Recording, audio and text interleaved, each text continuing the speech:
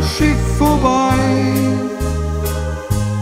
doch wir bleiben auf Hawaii. Ich suchte Arbeit, ich exportiere nach Hawaii unser Bier. Darum bleiben wir zwei auf der Insel von Hawaii.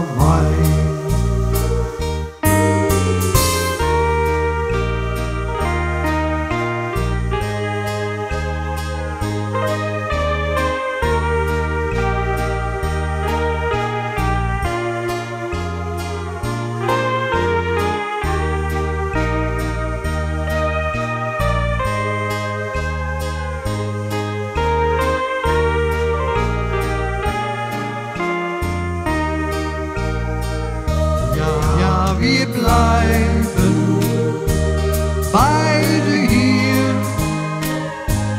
ich und mein kühles Bier. Wir hier beide bleiben hier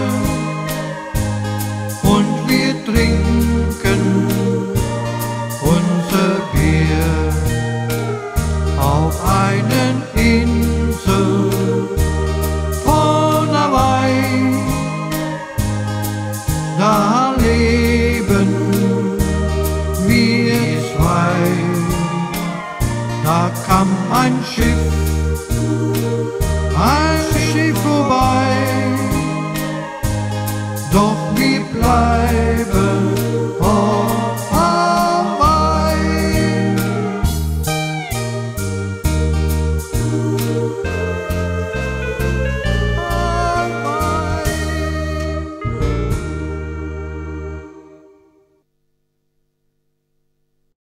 Hallo liebe Freunde, Occupy Frankfurt und alle deutschen Occupy-Gruppen sind eingeladen worden, sich bei der Biennale in Berlin zu beteiligen.